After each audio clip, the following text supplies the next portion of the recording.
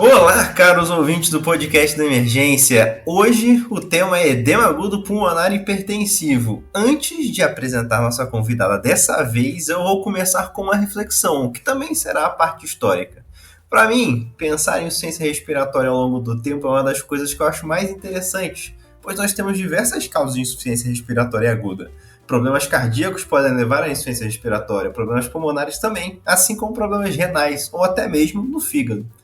E isso me faz pensar como os médicos e médicas pensavam os pacientes com insuficiência respiratória aguda no passado, ainda mais numa época em que nem se sabia o que tinha no ar. Veja, o pulmão é uma palavra que deriva de pneuma, tanto que o estudo dos pulmões é a pneumologia. Pneuma em grego era uma palavra que significava o princípio da ânima, como se fosse a alma. Seria através da respiração e dos pulmões que a força vital, a alma, o espírito que te move entraria no seu corpo e se espalharia por ele para manter ele vivo. Uma pessoa que fosse vista então com insuficiência respiratória poderia ser encarada de diversas formas. O espírito poderia estar preso, os pulmões poderiam não estar funcionando, poderia ser o resultado de um feitiço, várias coisas, mas a maioria sempre voltada para o pulmão ou para o espírito. Mas o assunto de hoje é sobre um tipo de insuficiência respiratória que é causado pelo aumento abrupto da pressão. E essa que é a beleza da história da medicina para mim. Como juntar Lé com Cré e desenvolver uma teoria que explique que a causa da falta de ar de uma pessoa é a pressão aumentada.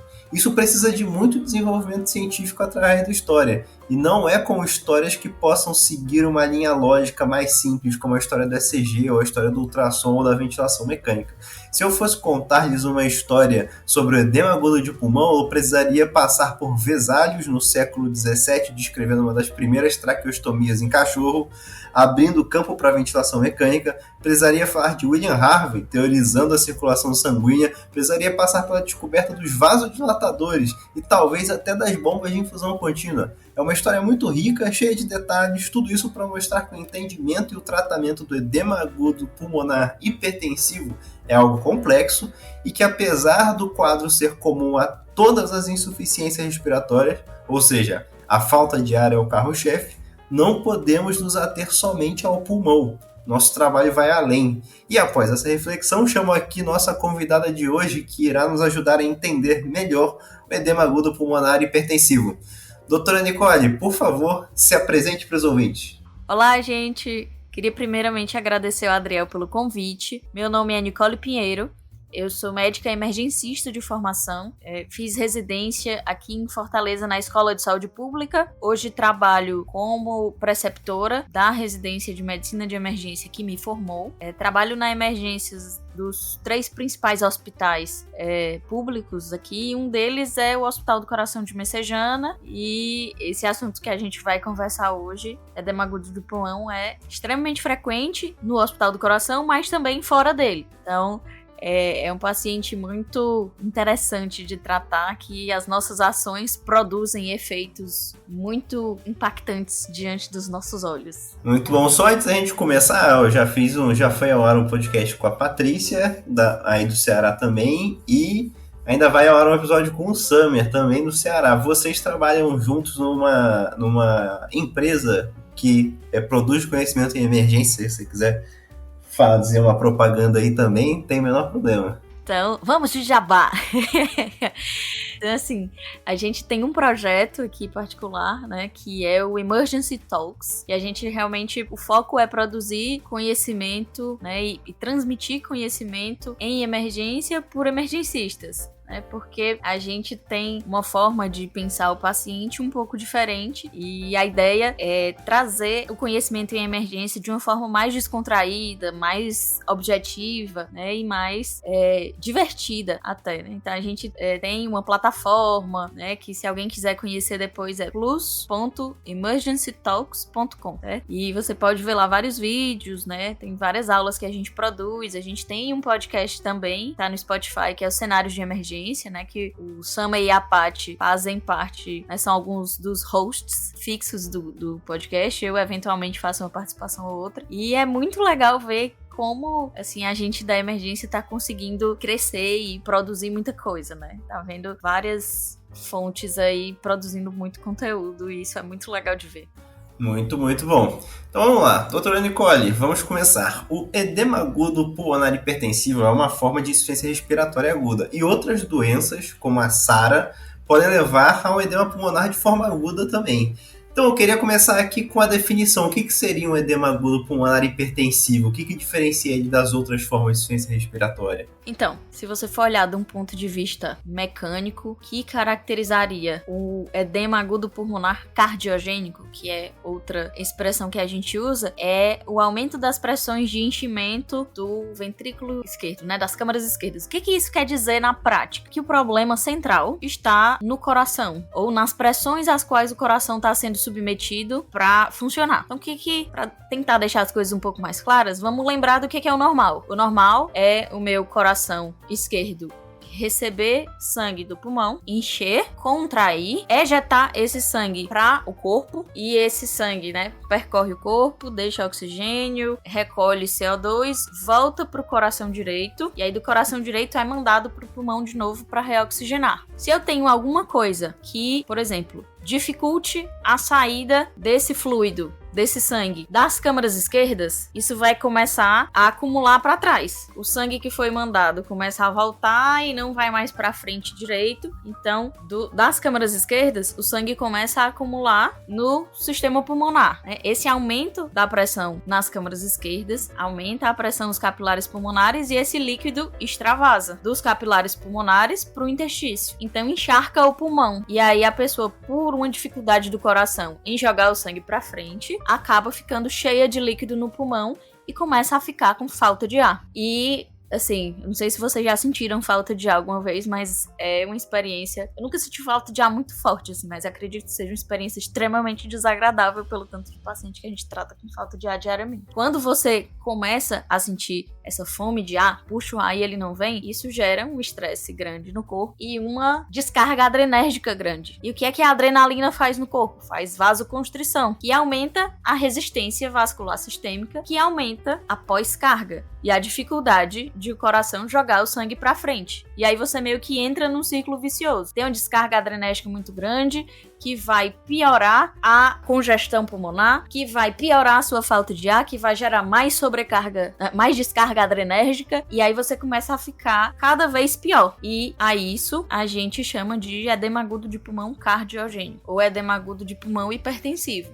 Nem sempre o coração precisa ser fraco, o coração precisa ter dificuldade de bombear o sangue. Às vezes foi só, por exemplo, a pressão que subiu muito rápido por outro motivo. Exemplo, a pessoa usou cocaína. E aí, às vezes, o coração dela é bom, mas agora ela usou um simpático mimético, subiu a pressão de uma vez. E agora esse coração bom tem que trabalhar contra uma resistência muito alta. E várias outras coisas podem causar essa dificuldade do coração de jogar o sangue pra frente, acumula pra trás, vaza líquido no pulmão e a pessoa fica cansada, né? Então, no fim das contas, as várias causas vão culminar nesse mesmo processo. E aí isso a gente chama de edema agudo de pulmão cardiogênico ou edema agudo de pulmão hipertensivo. Muito bom. Só para a gente conseguir ser um pouco mais coerente aqui, vamos dizer assim, vamos combinar que vamos chamar agora de edema agudo pulmonar ou EAP, para a gente não precisar ficar repetindo todo o tempo hipertensivo ou cardiogênico, já que estamos entendidos sobre isso que estamos conversando. Então vamos lá. Me diga uma coisa, doutora Nicole, além de falta de ar, da dispneia, como que um paciente com esse edema agudo de pulmão pode se apresentar no pronto-socorro? Normalmente, esse paciente com EAP, ele chega... Sabe aquele paciente que você olha e assim, o porteiro sabe que ele não tá bem? Ele geralmente chega sudoreico, usando musculatura acessória. E às vezes você escuta o paciente crepitar de longe, sem precisar nem encostar o esteto. Você já escuta quando ele respira. Você escuta a crepitação de longe, às vezes você sente assim, a crepitação. O que a gente precisa lembrar? Que às vezes o paciente pode se apresentar com sibilância. Então, nem sempre, nem tudo que sibila é asma. Paciente que tem congestão pulmonar aguda, ele pode, em vez de crepitações, ou junto com as crepitações, apresentar sibilos também. Geralmente, nesses pacientes, a gente vai ver uma pressão bem aumentada. Às vezes, quando o paciente tem insuficiência cardíaca aguda com outras coisas, às vezes ele pode apresentar também choque cardiogênico, que a gente chama, que aí seria essa apresentação pulmonar, mas com sinais de choque, PA baixo, uma perfusão periférica. Mas vamos focar na parte hipertensiva hoje. Então, geralmente, PA bem alta, hipoxêmico, ali saturando o seu, às vezes é uma hipoxemia mais leve, tipo assim, 88, 86, certo? Mas pode ser um paciente com hipoxemia mais importante. E aí vai estar cianótico, sudoreico e com aquele olhão assim, na maioria das vezes com aquele olhão arregalado de quem tá pedindo ajuda para respirar, não consegue deitar, né? Se você coloca o decúbito a 45 graus, ele não consegue encostar na maca, ele levanta e fica assim inclinado para frente na tentativa de respirar melhor. Geralmente são essas coisas aí que você vai ver. Antes da gente chegar já na parte do tratamento, eu queria entender uma coisa, doutora Nicole. O edema agudo de pulmão, ele não é uma doença em si, certo? Alguma coisa levou ao edema agudo de pulmão, como você bem colocou um pouquinho atrás, o uso de cocaína, por exemplo. O que eu tenho que pensar, investigar nesses casos? Dependendo do que eu encontrar também nessa história do meu paciente, no meu exame, a minha conduta pode mudar? Com certeza. Então, assim, primeira coisa, chegou um paciente com um edema agudo de pulmão, assim, começou dispneia súbita, crepitação. Primeira coisa que eu tenho que descartar é síndrome coronariana aguda. Se eu tinha um coração bom e aí de repente entope uma coronária e eu perco uma parede inteira do coração de uma hora para outra, isso vai desencadear essa mesma cascata que a gente falou. E aí esse paciente, ele só vai melhorar se eu desobstruir essa coronária. Então, a primeira coisa que eu preciso lembrar, será que esse edema agudo de pulmão é secundário a um infarto? Então esse paciente vai precisar de ECG rápido em até 10 minutos também, idealmente. Esse paciente vai precisar de uma avaliação focada na exclusão de síndrome coronariana aguda. Outra coisa que eu preciso pensar, será que é uma arritmia? E aí o ECG também já vai me ajudar nisso. A monitorização cardíaca e o ECG já vão começar a me mostrar esse panorama. Muitos dos pacientes já têm hipertensão ou já têm insuficiência cardíaca, mas têm má adesão terapêutica. Isso é extremamente frequente. Então você sempre tem que lembrar de perguntar: toma remédio? Tá tomando remédio direito? Às vezes o problema é a dieta. Não consegue fazer restrição salina. Teve uma festa da família, comeu um monte de amendoim salgado, salgadinho. Comeu tudo que não devia, mais um pouco, e agora tá com, né, teve uma sobrecarga salina importante e agora tá fazendo descompensação. Outra coisa importante de lembrar: infecção. Às vezes infecção é uma coisa que descompensa uma IC prévia, né? O paciente, será que ele teve febre, tava tossindo, teve disúria, tem alguma lesão de pele, alguma coisa assim? Você tem que rastrear a infecção também. Será que é um paciente que tem, por exemplo, alguma evidência de doença de tireoide? Que às vezes a tireoide pode, por exemplo, eu posso ter um hipertireoidismo que vai gerar descarga adrenérgica exacerbada, que vai gerar tudo aquilo que a gente já falou. Então, o principal primeiro de tudo, a síndrome coronariana aguda e a arritmia, porque essas são as coisas que o tratamento vai ser direcionado e diferente do que a gente tá falando aqui, o tratamento inicial. Eu vou ter que fazer mais coisas, eu vou ter intervenções que, se eu não fizer, o resto vai ser fútil. E, além disso, eu vou ter que ir atrás dessas outras causas de compensação. Tá aderindo à terapêutica? Tem sinal de infecção? Como é que tá a tireoide? Será que tem alguma coisa com isso? E essa história da tireoide vai demorar um tempinho mais, né, pra eu conseguir ter certeza. Tem uso de alguma coisa que pode piorar? Então, falei do uso de droga, mas, por exemplo, pode ser um hipertenso, uma insuficiência cardíaca que bateu o dedinho na quina do móvel e ficou com dor e tá uma semana usando o AINE, anti-inflamatório não esteroidal. E anti-inflamatório não esteroidal diminui a eficácia de todas as medicações que ele toma. Então, pode ter sido precipitado por isso. Então, lembrar dessas pequenas coisas. Mas sempre, a primeira coisa que você vai é em cima do que vai matar primeiro. O que vai matar primeiro é infarto, síndrome coronariana aguda e arritmia. Muito bom, eu queria exatamente que você falasse sobre isso, porque é importante a gente entender que olhar para um paciente com edema agudo pulmonar, diagnosticar esse edema agudo, não é suficiente, não dá para parar aí, a gente tem que ir além disso, né? Principalmente procurar ativamente infarto, arritmia e eu diria sepse também, porque dentro dessas três, a sepse também tem uma mortalidade muito alta, né? E as condutas das três vão ser totalmente diferentes também, né? E também precisam fazer muitas coisas imediatas, principalmente no caso do infarto.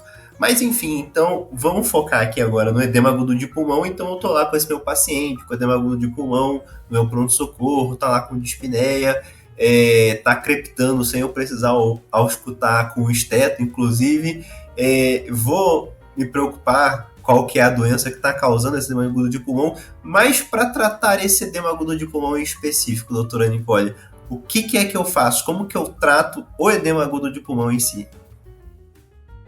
Pronto, vamos lá. Uma coisa muito importante com a emergência é prioridades. Então tem muita coisa que você precisa fazer para esse paciente e você tem pouco tempo para fazer. Então você precisa fazer primeiro o que é mais importante. O que a gente vê muitas vezes na emergência? É o pessoal fazendo coisas que às vezes precisam ser feitas, mas não agora, e deixando de fazer agora coisas que são tempo dependentes, que quanto mais tempo eu demoro para fazer, pior para o paciente. Então, o que é mais importante nesse paciente? O que tá deixando ele mais instável agora? Não é a respiração. Ele tá em insuficiência respiratória, você mesmo falou. Então, é a primeira coisa que eu vou dar suporte. Se ele tá com falta de ar, e como eu já falei, essa falta de ar acaba exacerbando a descarga adrenérgica, fazendo ele persistir nesse ciclo vicioso de cada vez mais adrenalina, cada vez mais congestão pulmonar, cada vez mais dispneia, mais adrenalina, eu tenho que interromper isso, e a primeira coisa é dando suporte ventilatório. E o suporte ventilatório desse paciente é a ventilação não invasiva. Então, é a primeira coisa que eu preciso lembrar de fazer. Infelizmente... Então não é só colocar um cateterzinho de O2, Não.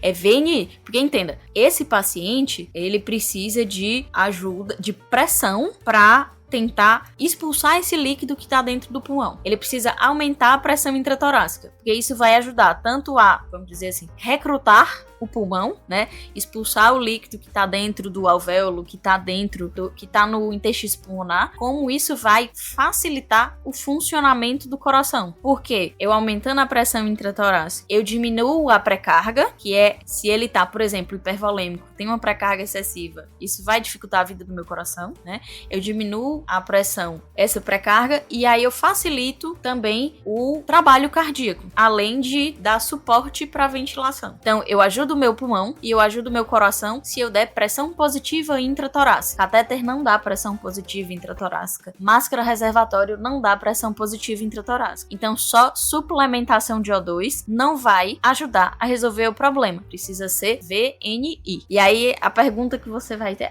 beleza, vou fazer VNI. Aí chama o físio, né? E assim, primeiro que nem todo canto tem físio. E segundo que o físio pode estar ocupado fazendo outra coisa. E terceiro que mesmo que você tenha físio e que o físio seja maravilhoso, você também precisa saber o que está acontecendo ali. É um trabalho de equipe e você precisa estar ciente de quais são os alvos para aquele paciente. Então, tem dois tipos básicos de VNI que a gente faz. Pode ser o CPAP, o C de contínuo, então uma pressão positiva contínua na via aérea, só um nível de pressão. E tem o BiPAP, o B de B-level, 2 níveis de pressão. Um nível mais alto na inspiração e um nível mais baixo na expiração. Qual que eu posso usar? Qualquer o que é que você tem que saber? Que no BiPAP, o importante é você aumentar a pressão expiratória, que é justamente como se fosse a PIP, da ventilação mecânica invasiva.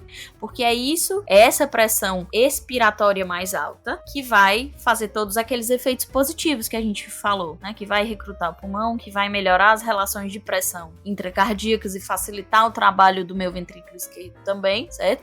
Então eu preciso focar em otimizar o EPAP. Então, no CPAP é só um nível de pressão que eu vou subindo, ele é o mesmo na ins e na expiração, e no BiPAP eu vou ter que focar em subir o EPAP. A gente é acostumado a ver, né? A PIP fisiológica é uma PIP de 5. Eu não posso deixar um EPAP de 5 nesse paciente. Eu tenho que subir, vou lá, titulando para 8, para 10, né? De CPAP ou de EPAP, às vezes mais. E no BiPAP eu posso manter essa diferença, né? Uma pressão inspiratória mais alta, né? Geralmente a gente deixa aí pelo menos 4 centímetros de água. Então, se eu tô com um EPAP de 10, geralmente deixo um IPAP aí de pelo menos 14. Posso manter essa diferença ou não, ou eu posso deixar esses valores mais próximos, já que tanto faz ser uma pressão só como duas, tá? Vai depender do aparelho que você tem e do conforto do paciente. Às vezes, o que a gente percebe é que às vezes os 2 níveis de pressão, o paciente acaba acoplando melhor, mas isso é muito variável de paciente para paciente, então você tem que focar isso aí. E qual é a FiO2? Com a quantidade de oxigênio suplementar, a quantidade suficiente para eu manter meu paciente saturando ali acima de 92, 94, e às vezes o paciente aí seco com DPOC, esse paciente a gente vai usar o mesmo alvo de oxigenação do DPOC, que geralmente é entre 88 e 92. É mais importante a pressão do que a quantidade quantidade de oxigênio em si. Esse paciente não precisa saturar 100%. Às vezes você joga FiO2 de 100% na cara do paciente, não precisa. Ele precisa do mesmo jeito, FiO2 suficiente para saturar dentro do alvo que a gente já é acostumado com a maior parte dos pacientes. Muito bom. Doutora, então a gente tem o entendimento de que meu paciente com edema agudo pulmonar, o principal para ele vai ser, em relação ao edema agudo, tratar a dispneia para a gente parar um ciclo vicioso, e esse tratamento vai ser com ventilação não invasiva, colocando pressão para dentro desse pulmão, e procurar qual que é a causa por trás de tudo isso. É um infarto, é um uso de cocaína, é uma sepse, o que é, né? E aí tratar essa causa. Mas eu tenho certeza que algumas pessoas ouvindo já devem estar pensando, e a furosemida? Não vai falar de fazer furosemida? Então agora eu quero chegar num dos primeiros pontos polêmicos desse podcast. A gente vê com muita frequência muito edema pulmonar, por mais diverso que seja, ser tratado com diurético. E no caso do edema agudo pulmonar, a furosemida faz ou não sentido? Dá para eu fazer furosemida em algum momento nesse caso, ou é alguma prática que tem que ser abandonada? Bora lá, fogo no parquinho, né? Então, assim, a resposta é depende. Furosemida deve ser feita para todo paciente com edema agudo de pulmão hipertensivo? Não. Furosemida deve então ser abandonada no tratamento do EAP? Também não. Você precisa ver qual é o paciente que vai precisar de furosemida. E o que é que a gente vê hoje nos guidelines? Inclusive nos guidelines da cardiologia, o guideline mais recente de insuficiência cardíaca foi lançado agora em 2022 pela AHA, American Heart Association, certo? E tem um guideline também de 2016, se não me engano, ou é de 2016 ou 2018, que é da Sociedade Europeia de Cardiologia. Ambos dizem que a furosemida deve ser feita quando você tem sinal de hipervolemia.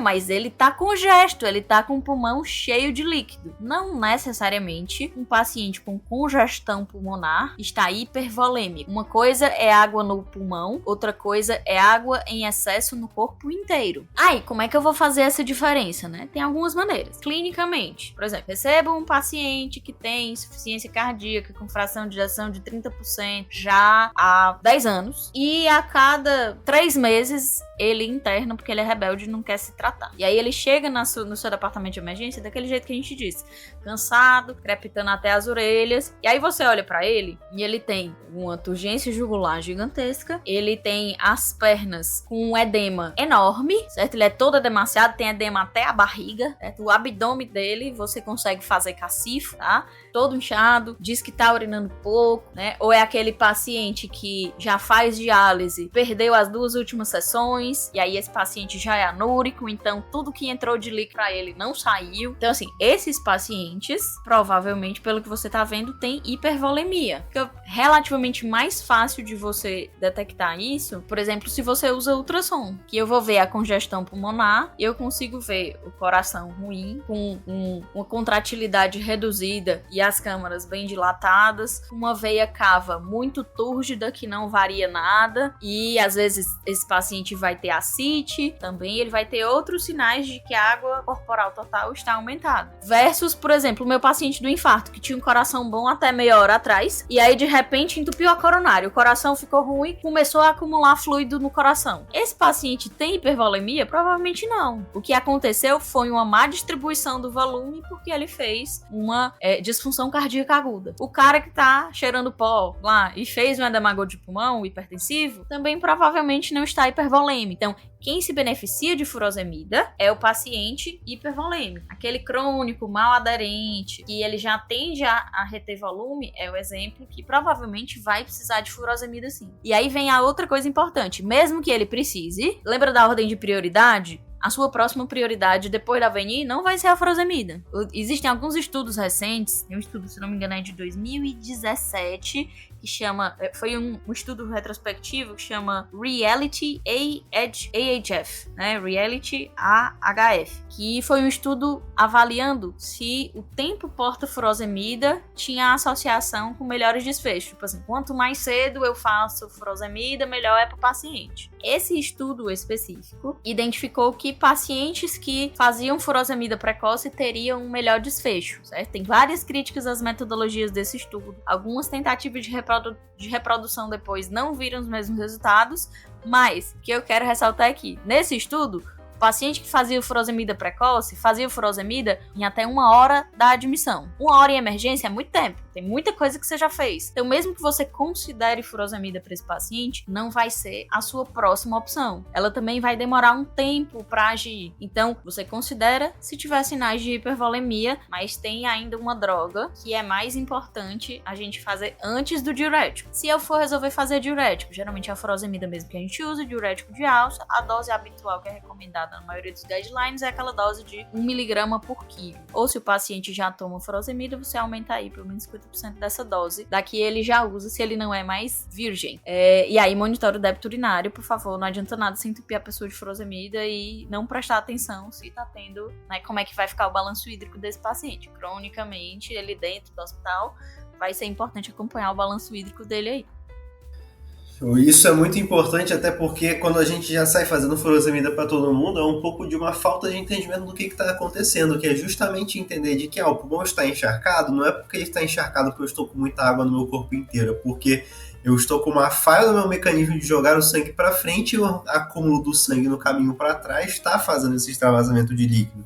E aí você dá furosemida, você não está tirando nenhum volume em excesso, né? Você está afetando um paciente que estava muito possivelmente euvolêmico, está transformando ele num paciente hipovolêmico, que depois talvez ele até possa chocar por conta disso. Às vezes um paciente infartado, inclusive, você vai ter situações que você dar furosemida vai ser prejudicial para o seu paciente. Então a gente tem que ter esse entendimento de olhar para o nosso paciente e pensar, está hipervolêmico? Está, ok, aí eu posso ponderar usar. E aí, lembrando, né, que nem você falou, Nicole, lembrar que a gente tem ferramentas como, por exemplo, o ultrassom, para a gente conseguir ver se o paciente tem algum derrame cavitário, um derrame pleural que sugira uma hipervolemia, uma ascite, e examinar o nosso paciente com a paciência e a calma que cabe dentro de uma sala de emergência para a gente chegar numa conclusão melhor.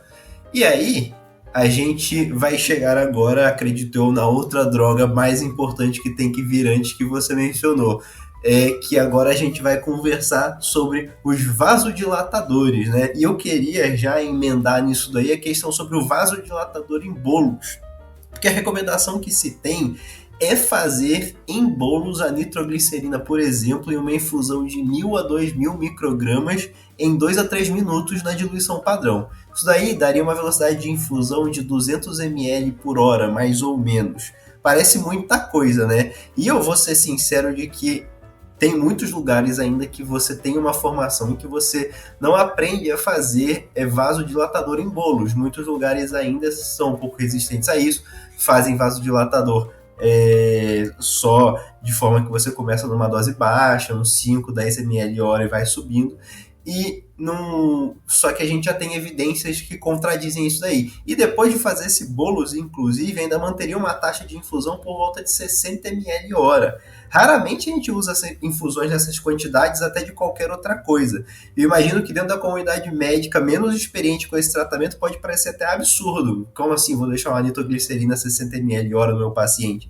Então eu queria, doutora Nicole, que você pudesse nos ajudar aí a quebrar esse medo, esse preconceito e ouvir o que você tem a dizer sobre o tratamento com vasodilatador nesse caso.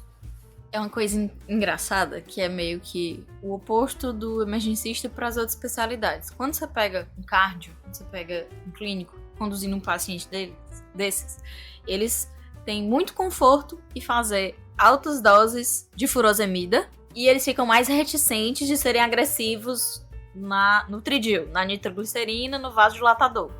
A gente é meio que o oposto, né? A gente fica mais dizendo, não, será que eu faço furosemida nesse paciente? Não sei, tá? E a furosemida e a nitroglicerina, a gente, né, mete o pé.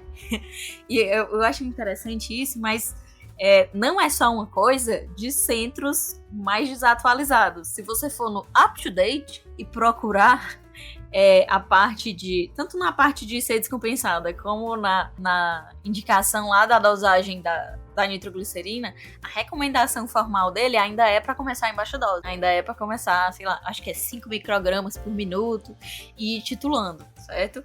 E qual é o problema disso? O problema disso é um problema farmacológico. Primeiro, a gente geralmente vai usar, né, tem preferido a nitroglicerina porque ela tem um efeito mais interessante na vasodilatação coronariana e tudo, vai ajudar meu coração também nesse sentido. Só que qual é o problema? Nitroglicerina em dose baixa, ela tem um efeito predominantemente venodilatador. Para eu conseguir controlar uma pressão arterial muito alta, meu paciente com EAP que chegou com 220 por 140 por 150 de PA, para eu conseguir controlar essa pressão, eu preciso de vasodilatação arterial. E eu só consigo um efeito de vasodilatação arterial eficiente com nitroglicerina em altas doses. Em doses aí acima de mais ou menos 100 microgramas por minuto. Então eu só vou conseguir baixar a pressão desse paciente efetivamente quando eu chegar em altas doses. E aí, pensando nisso, é que se começou a avaliar como é que seria o efeito de nitroglicerina em doses mais altas. A outra coisa é que, assim, quando você faz, por exemplo, aquele Isordil sublingual, ali é uma dose de nitroglicerina já muito mais alta do que os 5 microgramas por minuto que, né, o pessoal diz para você começar na veia. Então, eu fazer um comprimido já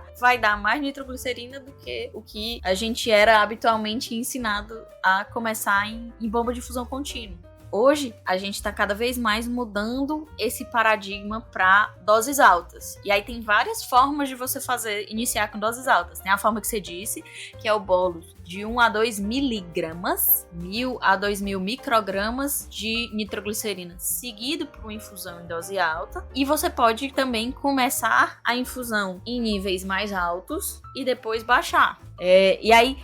Tem vários estudos e cada estudo testa uma forma diferente de fazer. Qual é a ideia que você tem que ter na cabeça? Não precisa ter medo de começar em doses altas, até porque essa é uma droga venosa titulável com uma meia-vida de ação muito curta. Então, se o meu paciente começa a baixar a pressão rápido demais, para o meu gosto, eu reduzo a infusão ou eu posso desligar a infusão e em estourando 5 minutos, o efeito da droga já foi embora. Qual é o cuidado que eu tenho que ter? Se o paciente tem aquelas condições onde eu não devo fazer nitroglicerina. Exemplo, usa sildenafil. É um paciente com suspeita de infarto de ventrículo direito, né? Que aqueles pacientes vão ser... são condições que são dependentes de pré-carga, que a gente chama. Porque lembra que eu disse que ele é venodilatador? Se ele venodilata, ele reduz a pré-carga. Só que em situações onde eu dependo de uma boa pré-carga para o coração encher adequadamente, se eu diminuir essa pré-carga, eu vou dificultar a vida do coração, certo? Então, se eu tenho um paciente com tamponamento cardíaco, por exemplo, é uma condição dependente de pré-carga.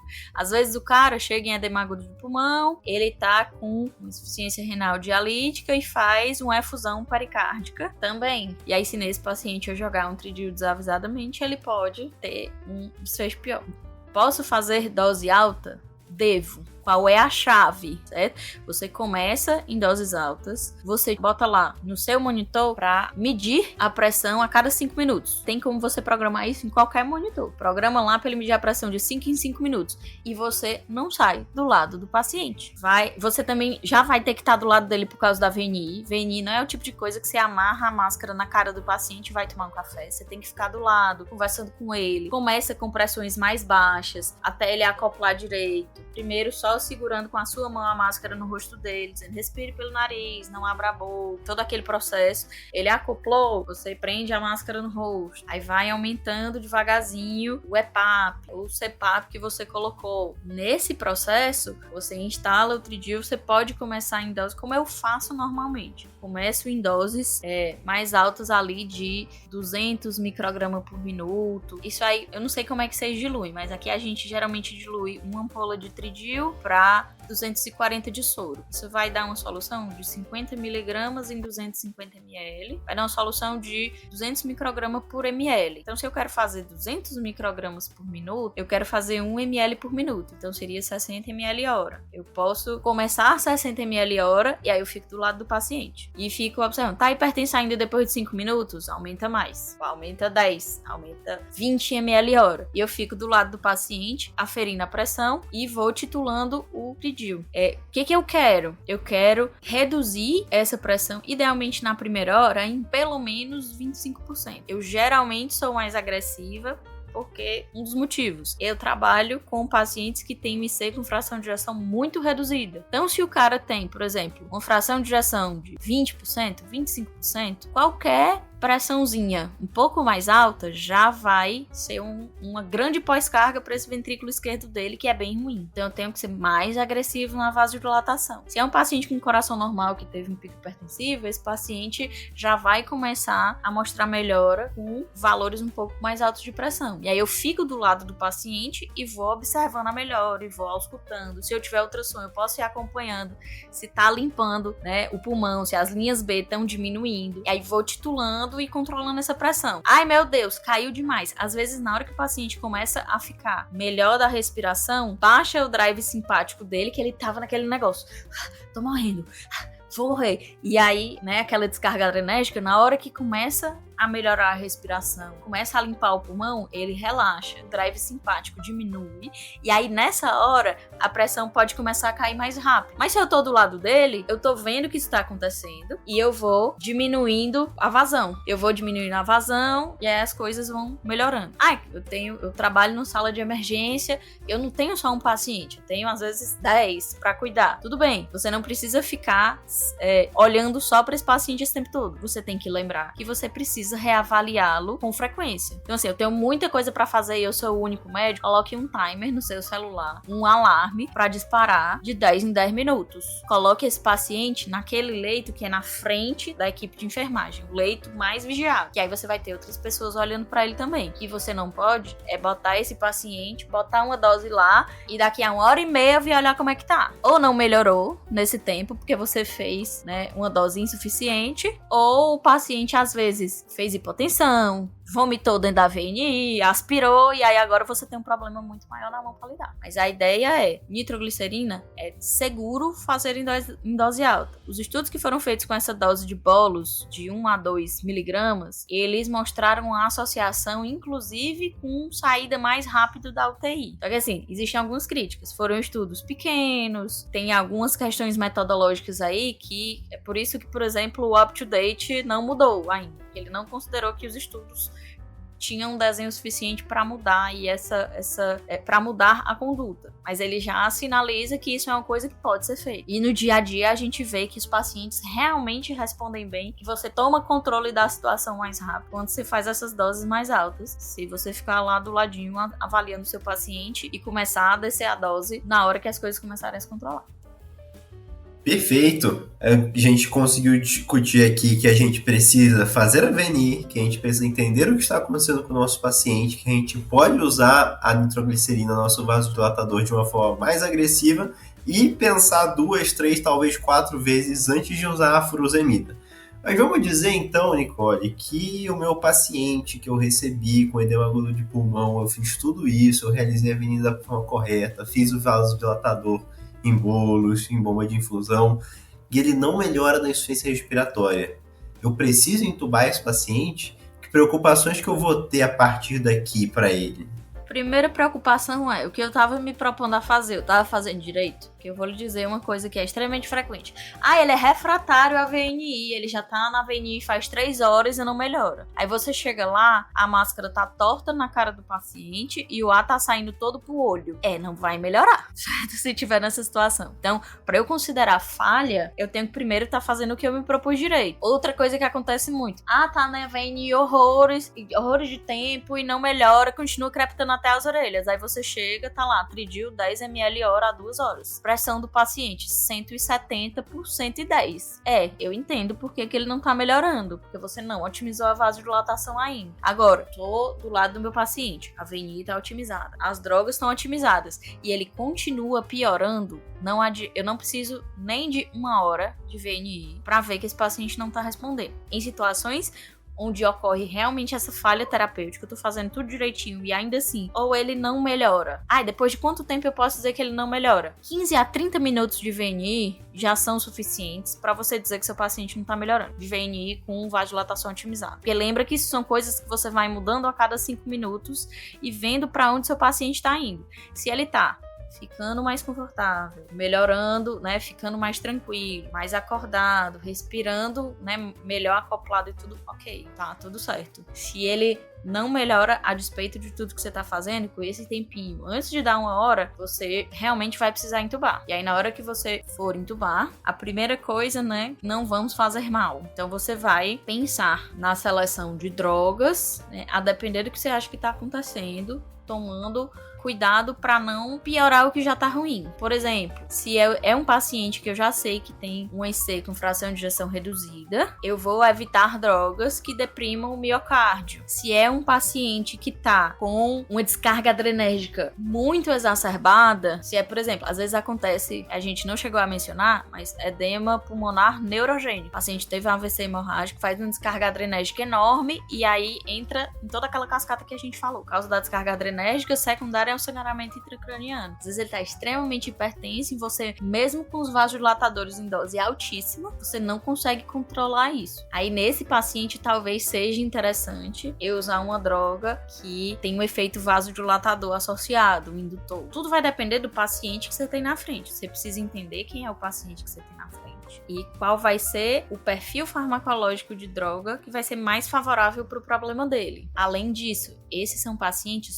super difíceis de pré-oxigenar. Então você vai precisar otimizar tudo que você puder para ele ficar bem pré-oxigenado e você ter segurança no procedimento. Então uma coisa que você não vai fazer é tirar ele da VNI para colocar um ambu. Por quê? Porque a gente já falou que esse paciente, para melhorar a questão da respiração e a troca, ele precisa de pressão positiva, mantida dentro do tórax. O ambu não consegue fazer isso. O ambu não consegue dar PIP, a não ser que você coloque uma válvula de PIP, mas isso pode ser papo para outros episódios. Mas, via de regra, o aparelho que vai conseguir lhe dar essa pressão positiva contínua é a VNI, ou a função VNI do ventilador mecânico que você vai usar. Então, o que é que você vai fazer? Você vai usar a VNI como um método de pré-oxigenação. Você vai selecionar o indutor com o perfil hemodinâmico mais adequado para o cenário do seu paciente. Se é aquele paciente que nem tá absurdamente hipertenso ou adrenergizado e nem tá tendendo à hipotensão, eu vou geralmente tender a usar, por exemplo, um metomidato, que é mais cardioestável, que eu sei que os anestesistas odeiam, mas que nesse cenário, na maioria dos cenários da emergência, ele vai ser a droga que vai trazer menos impacto hemodinâmico e vai colocar menos em risco a estabilidade do paciente. Posso usar a ketamina? Pode, a depender do cenário. Você tem que lembrar que a ketamina, ela faz uma descarga adrenérgica, ela libera a catecolamina endógena que está, a reserva de catecolamina endógena. Se esse paciente já está extremamente adrenergizado, talvez tenha outra droga melhor do que ela, mas também é uma opção, não está contraindicada. Quando é que a ketamina seria interessante, por exemplo? Sabe aquele paciente que tá tão hipoxêmico que ele fica agitado e não aceita a VNI no rosto? Uma das grandes vantagens da ketamina é que ela mantém o paciente respirando, mantém o drive respiratório, mantém os reflexos de via aérea. Então é uma droga que eu posso fazer e aí ele relaxa, ele acopla bem na VNI, eu consigo pré-oxigenar, mas ele continua com o drive respiratório intacto, que é uma coisa que os outros indutores não fazem. Todos eles deprimem o tronco cerebral, deprimem o centro respiratório, né?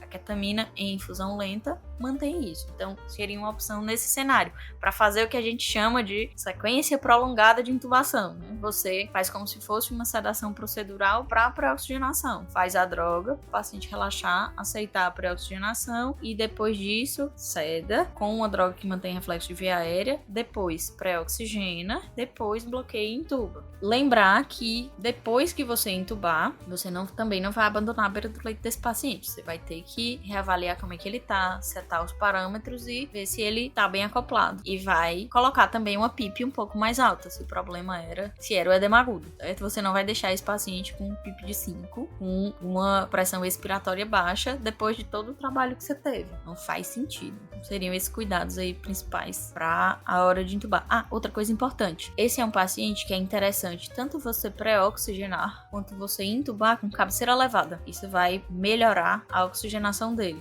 Decidi intubar. Aí a pessoa vai, baixa a cabeceira a 0 grau, o paciente ele vai querer levantar mesmo. Ele tá com falta de ar porque ele tá com o pulmão cheio de líquido. Mantenha a cabeceira elevada. Depois que você sedou, você só ajusta um pouquinho, mas mantenha ela elevada. Isso vai lhe dar mais tempo de oxigenação segura. E aí você pode fazer, por exemplo, oxigenação apneica também. Como esse é um paciente que eu já espero que ele vai desaturar mais rápido, posso deixar um catetezinho por baixo da máscara. Na hora que eu bloquear, deixo o cateter ligado lá, jogando oxigênio na via aérea para tentar aumentar meu tempo também de apneia segura, sem saturar. Tem várias coisas que você vai poder usar aí, vários artifícios para deixar esse paciente mais seguro na hora de garantir via aérea. Doutora, a gente chegou aqui ao final, então eu queria saber se você tem algum comentário para finalizar, algum comentário final. Essa doença é uma das doenças mais legais de tratar na emergência, cara.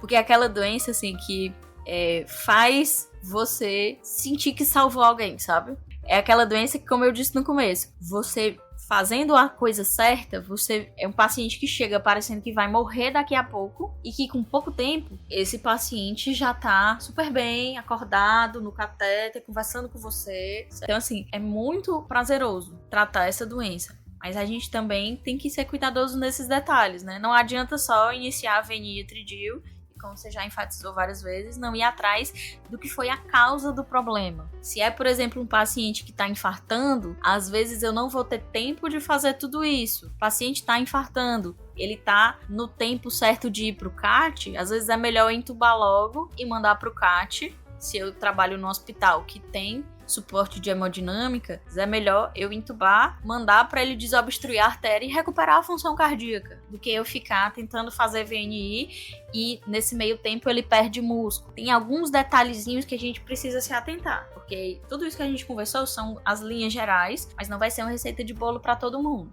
Mas, de maneira geral, é uma doença muito legal de tratar por conta disso. É um paciente que você vira mesmo o bar. É extremamente satisfatório lidar com esses pacientes no dia a dia, assim, muito legal mesmo. E, assim, tem muita coisa mudando. Se você for olhar um tempo atrás, tratamentos que era furosemida, morfina e até algumas décadas atrás, até digoxina entrava na jogada, né? Hoje em dia, a gente não faz morfina mais pra ninguém, que a gente já sabe que não é bom. Não faz digoxina também pra ninguém nesse cenário, que a gente sabe que não é bom. E a furosemida a gente sabe que não é todo mundo que se beneficia. Então a gente vai direcionar pra quem se beneficia mais. E aí pode ser que daqui a 10, 15 anos a gente esteja conversando de novo e dizendo, olha, a gente fazia dessa forma, né, no passado e mudou tudo. Então é continuar estudando tudo, porque emergência é o mundo. É um mundo lindo e ótimo e super divertido, mas é um mundo. Concordo plenamente com você. Muito boa a conversa, viu? Obrigado pela participação, doutora Nicole. Espero cada vez mais conseguir trazer mais gente do Ceará aqui para participar. Show! Volte sempre. A Adriel veio, passou um mês aqui com a gente, né? E tá bom de voltar já, que foi muito legal o tempo que você passou aqui. A gente não interagiu tanto quanto eu gostaria, mas vamos voltar aí. Vem, pega uma praia, vai pra um pontão, assim, aquela coisa equilibrada e saudável.